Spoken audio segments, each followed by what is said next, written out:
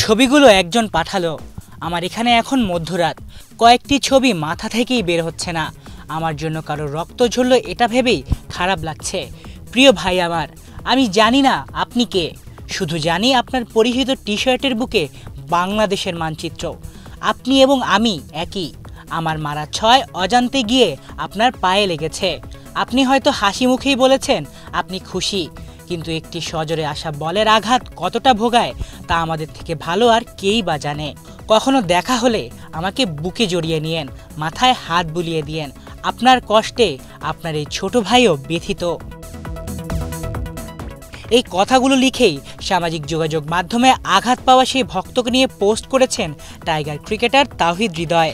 শনিবার শ্রীলঙ্কার বিপক্ষে ম্যাচে লঙ্কান বোলার ওয়ানিন্দু হাসারাঙ্গার বলে পরপর 3টি ছক্কা হাঁকান হৃদয়। সেই ইনিংসের বদৌলতে বাংলাদেশ ম্যাচ জিতেছে ঠিকই, কিন্তু ছক্কা হাঁকানো একটি বল গিয়ে লাগে ভক্তের পায়ে, যার ফলে আঘাত পান মাঠে উপস্থিত সেই বাংলাদেশের ভক্ত।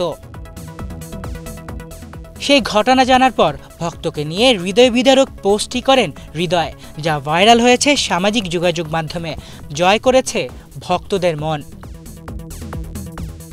আলিফ চৌধুরী, বাংলা ভিশন।